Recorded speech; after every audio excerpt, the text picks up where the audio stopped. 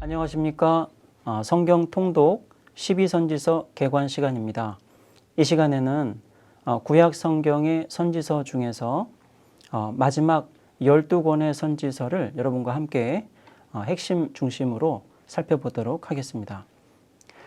초대교회 신학자 어거스틴은 이 호세아부터 말라기까지 12권의 예언서를 분량도 작고 권위도 적다는 뜻의 소선지서라고 처음 불렀습니다. 안타깝게도 그 이후로 교인들이 이 12권의 성경을 소선지서라고 불러왔습니다. 하지만 우리는 다시 어거스틴 이전의 구약교회와 신약교회의 전통을 되살려서 12선지서라고 부르겠습니다. 이 12선지서는 주전 760년에서 460년까지, 그러니까 한 300년 정도의 기간에 여러 선지자들을 통해 기록된 것입니다. 이들 중 일부 선지자들은 아수르 제국이 사마리아를 멸망시킨 주전 722년 이전까지 북이스라엘과 남유다에서 활동했습니다. 그 선지자들은 요나, 아모스, 호세아, 미가 등이 되겠습니다. 이후부터 바벨론 제국이 예루살렘을 파괴했던 주전 587년 혹은 6년 이전까지 더 많은 선지자들이 유다에서 활동했습니다. 그들은 스바냐, 나훔, 하박국, 요엘, 오바댜입니다. 나머지 선지자들은 메데 바사 제국 시대에 본토로 귀환했던 언약 백성들에게 성전을 건설하고 경건과 성결을 회복하도록 독려했습니다. 그들은 학개와 스가랴입니다. 그리고 남은 백성의 좌절 속에서 미래의 완전한 회복을 전망한 말라기 선지자가 가장 마지막에 등장하고 있습니다. 그래서 주전 8세기에는 요나, 아모스, 호세아, 미가가 예언을 했고, 이어지는 7세기에는 스바냐와 나훔이 있고, 6세기에는 가장 많은 선지자들인 하박국, 요엘, 오바댜, 학개, 스가랴가 있고, 마지막으로 가장 늦게 주전 5세기 말라기 선지자의 예언이 이 12권의 선지서들을 구성하고 있습니다. 12선지서의 순서는 선지자들이 살았던 혹은 활동을 했던 시기의 순서를 따르지 않습니다. 이것은 가장 마지막 책인 말라기가 기록된 이후에 구약 교회의 성도들이 성령의 감동에 따라 이 12권의 책의 순서를 정함으로써 이 12권의 책이 함께 협력하여서 어떤 가르침을 뚜렷하게 만들 수 있도록 했다는 것을 뜻합니다. 그러니까 우리는 비록 300년에 걸친 12선지자들의 책을 각각의 책으로도 하나씩 읽어야겠지만 마치 이 12권이 한 권인 것처럼 부분과 부분이 연결되어서 무엇을 말씀하시는지를 잘 살펴보는 그런 묵상을 해야 하겠습니다. 자, 그렇다면 이 12선지서의 역사적인 배경과 또 관련된 주요 가르침들은 무엇이 있을까요? 12권의 책을 자세하게 살펴보면 좋겠지만 오늘은 이 12권의 책이 오늘 우리 그리스도인들의 시대, 그러니까 마지막 시대에 있을 하나님의 놀라운 구원의 계획과 관련된 예언들을 중심으로 살펴보도록 하겠습니다. 이 12선지자들은 그들이 여호와께 받은 말씀들을 백성에게 선포했습니다. 그 여호와의 말씀들은 이 선지자들의 이름으로 기록되어 책이 되었죠. 솔로몬이 죽은 이후에 분열왕국 시대가 시작이 됩니다. 그것이 주전 930년경입니다. 북이스라엘은 초대왕 여로보암 1세 시대부터 배교의 늪에 빠지기 시작합니다. 우리가 잘 아는 선지자 엘리야와 엘리사의 영광스러운 말씀의 사역, 또 그 이후 예후의 정치적 변혁이 있었지만 그럼에도 불구하고 북이스라엘은 계속 우상을 숭배했고 여호와 신앙과 우상 숭배가 합해진 혼합주의에 빠졌습니다. 그 결과 북이스라엘은 인간 제국의 의지에서 안전하고 행복해지려 하면서 자신들의 실제적인 주권자인 여호와께 반역을 하고 또 간음을 저질렀습니다. 유다도 마찬가지였습니다. 이스라엘과 유다가 여호와 대신 앙망했던 그 인간의 제국들은 아수르와 바벨론이었습니다. 아수르는 분열 왕국 이후로 가나안 지역의 세력을 확장합니다. 아합 왕과 주변의 외국 왕들이 동맹을 해서 아수르의 살마네셀 3세를 수리아 남부 카르카르 전투에서 막은 일도 있었습니다. 그러나 새로 왕조를 세운 예후시대 이후로 북이스라엘은 계속 아수르의 조공을 바치게 됩니다. 우리가 12선지서가 성도에게 가르치는 바른 신앙을 잘 이해하려면 이런 아수르, 바벨론 같은 인간 나라의 위협과 유혹이 무엇이었는지를 잘 알아야겠습니다. 가나안 지역을 향한 아수르의 세력의 확장은 이스라엘이 그의 오랜 숙적이었던 아람 민족의 그늘에서 벗어날 수 있게 해주었습니다. 8세기로 접어들면서 아수르의 힘은 현저하게 약해집니다. 이스라엘은 여로보암 2세의 치세 기간에 아람과 아수르 모두의 세력에서 벗어나서 번영을 구가하게 됩니다. 이때 여로보암 2세는 아람에게 빼앗긴 옛 영토까지 회복하는 등 정말 북이스라엘의 영광을 나타내게 됩니다. 그런데 이 시기에 선지자 요나가 등장합니다. 요나는 이스라엘의 영토 회복을 예언했고 그런 하나님의 예고하신 뜻대로 여로보암 2세가 빼앗긴 옛 영토를 회복했던 것이죠. 우리가 요나서를 보면 하나님은 요나를 아수르 제국의 수도였던 니느웨에 보내셔서 그 니느웨 백성에게 내리실 형벌을 예고하시며 니느웨가 회개하라고 알리시는 것을 볼 수 있습니다.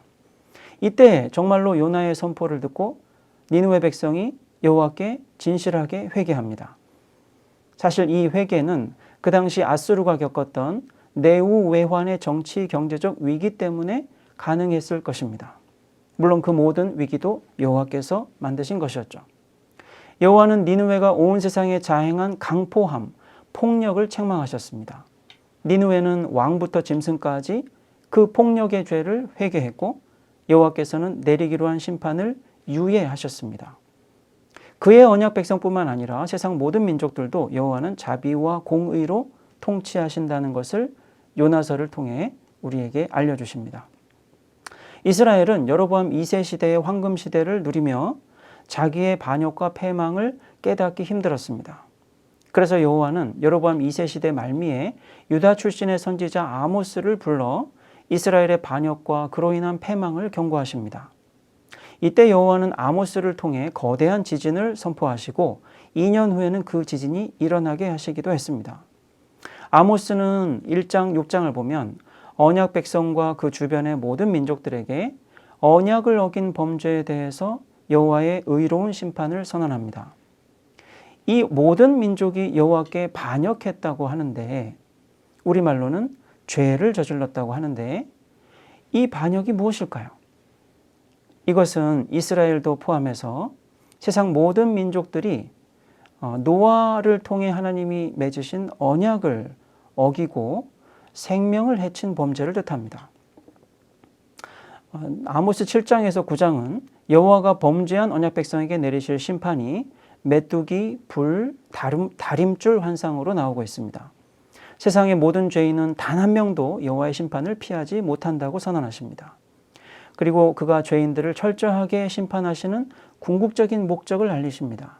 그 목적은 하나님이 자기의 백성 중에서 모든 죄인을 심판하시고 난 다음 그 나머지 이스라엘이 하나님의 영원한 나라를 건설하게 하시기 위해서라고 하십니다.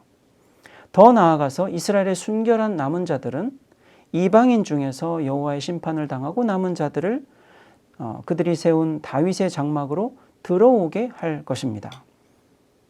오늘 우리가 유대인도 모든 이방인도 하나가 되어 예수님의 교회가 되는 시대를 그렇게 아모스가 예언한 것이죠. 아모스는 그날이 오면 이스라엘의 남은 자와 에돔을 비롯한 세상의 모든 민족들이 여호와의 백성들과 함께 부지런히 일하면서 다윗의 장막을 다시 세우고 윤택한 도시로 만들 것이라고 예언했습니다. 바로 그것이 오늘 우리가 예수님의 교회로서 이 복음을 통해 구원의 은혜를 누리고 또 그것을 세상에 증거하는 시대를 뜻하고 있죠. 아모스와 비슷한 시기에 이스라엘 출신 선지자 호세아가 등장해서 사마리아가 아수르에게 정복당하는 주전 722년까지 약 30여 년 동안 예언 활동을 지속했습니다. 여로보암 2세 사후 아수르의 세력은 디글랏빌레셀 3세 치하에서 무섭게 부흥합니다. 이 시대 유다에서는 이사야가 활동을 시작합니다.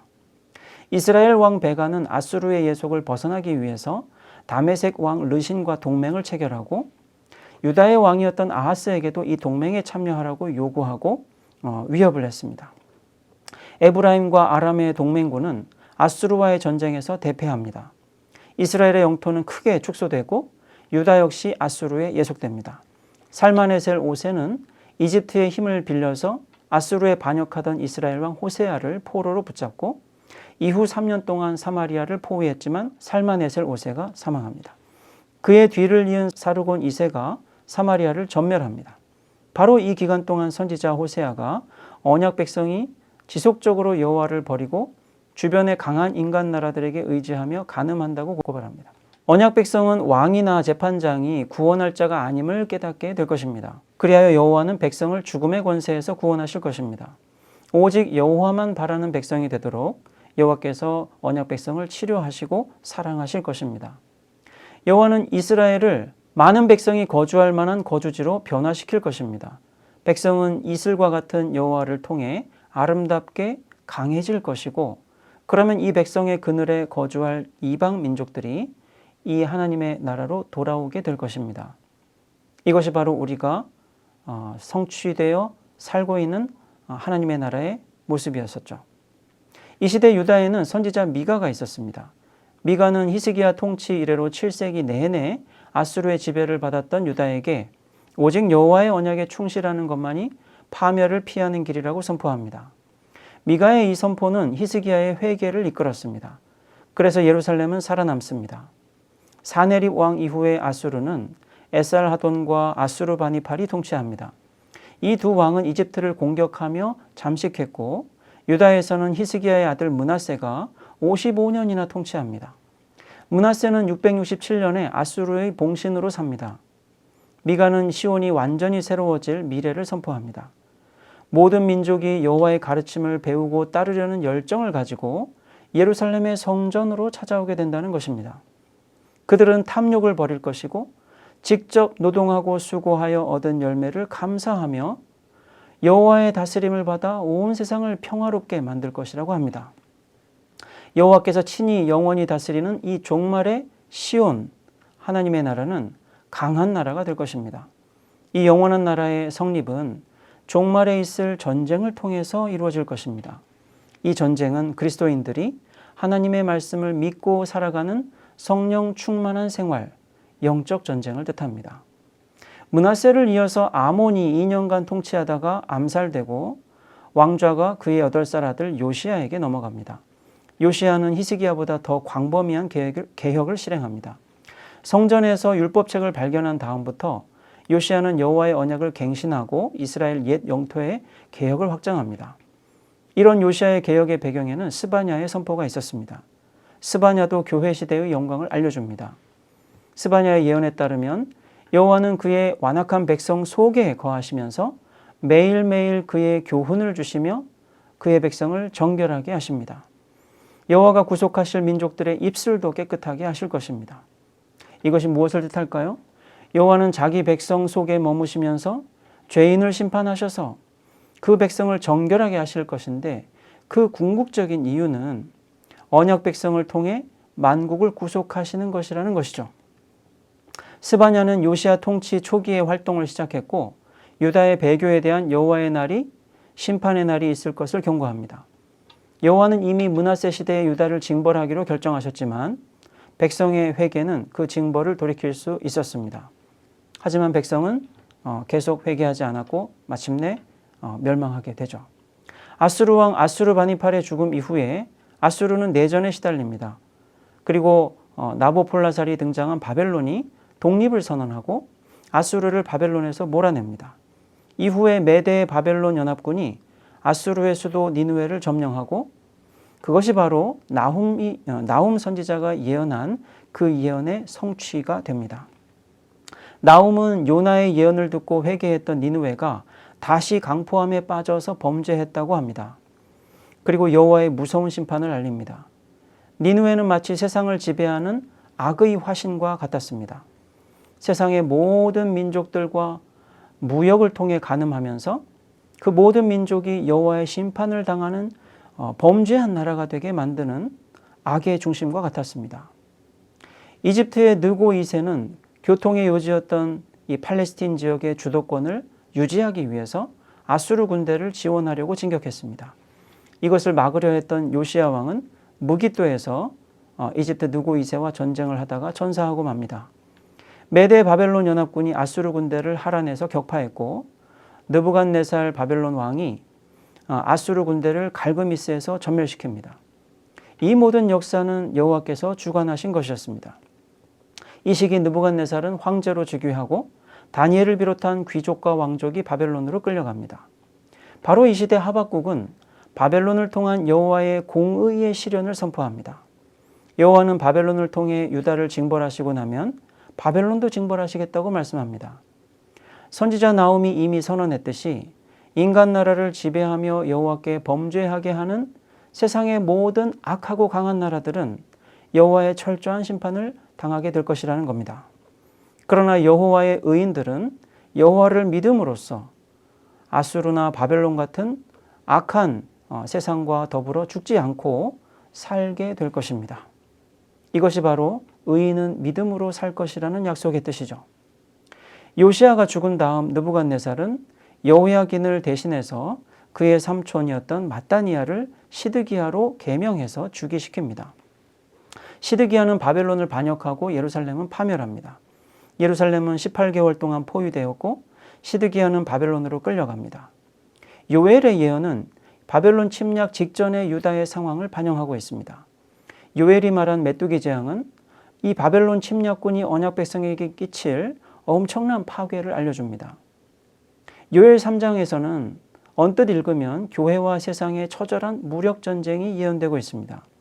그러나 더 자세히 읽어보면 이 전쟁의 뜻은 요엘 2장 28절에서 32절을 보며 이해해야 합니다. 거기에는 여호와가 온 세상을 심판하시는 날이 있습니다. 그날에 하늘과 땅은 여호와의 크고 두려운 날을 앞두고 해가 어두워지고 달이 핏빛같이 변할 것입니다. 여호와께서 오셔서 세상 전체를 철저히 심판하시는 것이죠. 이 심판을 앞두고 여호와는 당신의 백성에게 성령을 부어주시겠다고 약속했습니다. 그들은 여호와를 부를 것이고 재앙을 피하게 될 것입니다. 따라서 요엘 3장에서 교회와 세상의 무력적 전쟁을 말씀한 것은 여호와께서 오셔서 세상을 최종적으로 심판하실 날을 앞두고 있는, 그러니까 오늘날 예수님의 재림을 기다리는 동안 이 마지막 시대에 있을 세상과 교회의 영적 전쟁을 뜻하고 있습니다. 세상의 사람들은 낫을 창으로 만들어서 싸우려 할 것이다. 자신의 강한 것, 무기와 같은 여러 경쟁력을 앞세워 교회를 세상에서 위축시키려 할 것입니다. 그러나 여호와의 백성은 하나님의 세우신 메시아의 통치를 받으며 평화를 추구하며 그 메시아의 다스림을 받는 바로 그런 모습, 즉 낫을 들고 싸울 것입니다. 성령을 받아 하나님의 말씀으로 무장한 이 성도들이 세상 민족을 심판하며 활용하는 무기가 낫으로 상징된 추수의 도구, 복음이라는 뜻입니다. 여호와의 섭리에 따라 바벨론이 유다를 침략하는 위기 속에서 유다의 오랜 숙적이었던 에돔은 유다를 침략하며 약탈합니다. 이후 바벨론의 유다 공격을 원조했고 패주하는 유다인들을 공격하기도 했습니다. 오바댜 선지자는 에돔의 이런 폭력을 정죄합니다.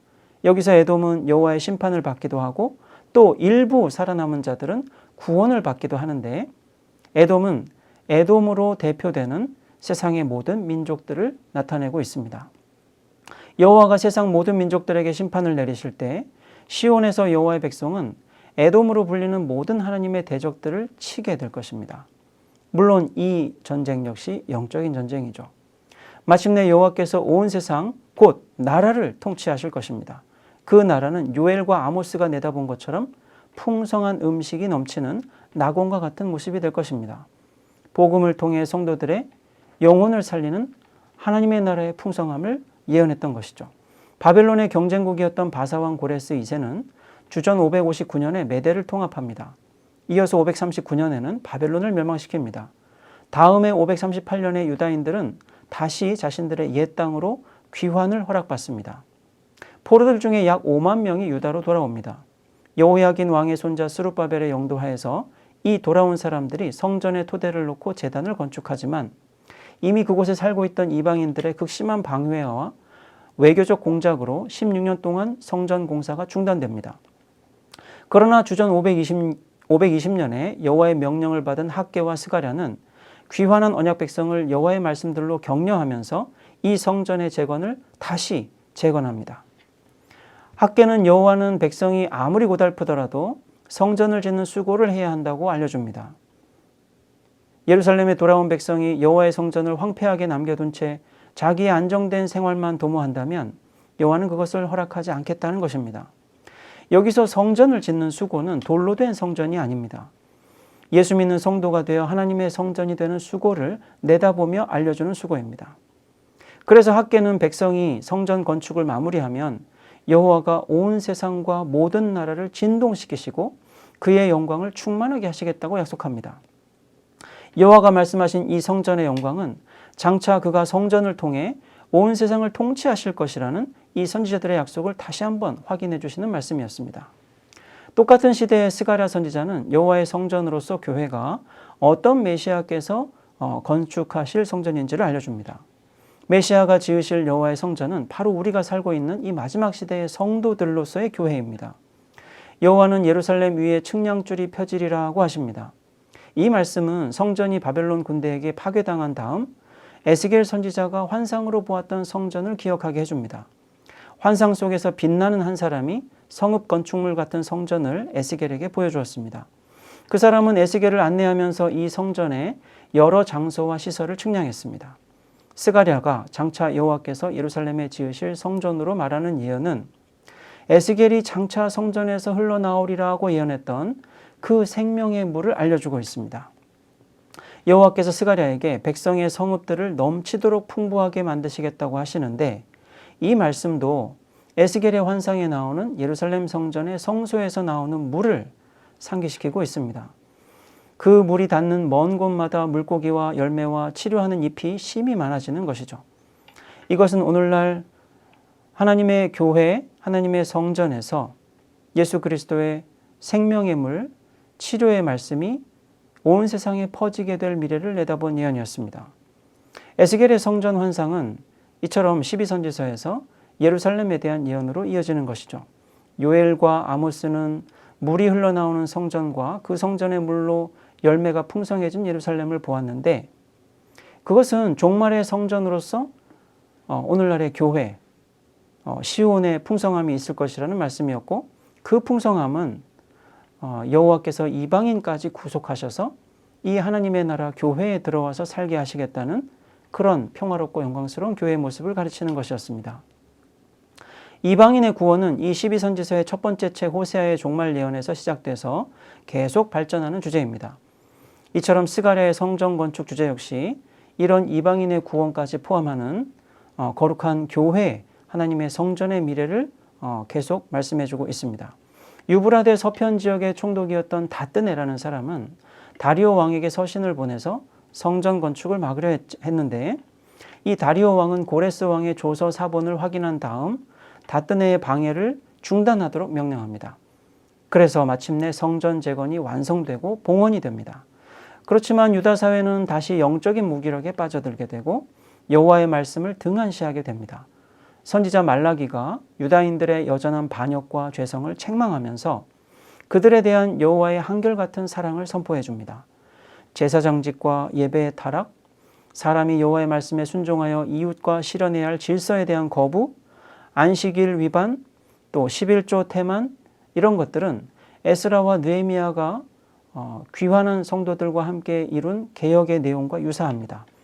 그래서 말라기 선지자가 에스라 느헤미야의 개혁과 비슷한 개혁을 말씀한 것은 아마도 말라기 선지자 역시 에스라 느헤미야 시대의 전이나 후에 활동했었을 것이라는 짐작을 할 수 있게 해줍니다.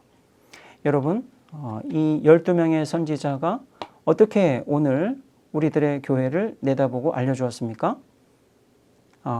우리 성도들이 이 선지자들이 알려준 것처럼 그야말로 전쟁이 가득한 세상에서 그리스도의 통치를 받는 영적인 전쟁을 수행해야 합니다. 그것은 복음에 합당한 생활을 통해 세상 사람들에게 그리스도의 통치를 나타내는 것을 뜻하고, 그것이야말로 선지자들이 내다본 풍성하고 아름다운 온 세상에 오직 여호와의 구원하신 남은 자들만이 남게 될 역사를 실현하게 될 것입니다. 감사합니다.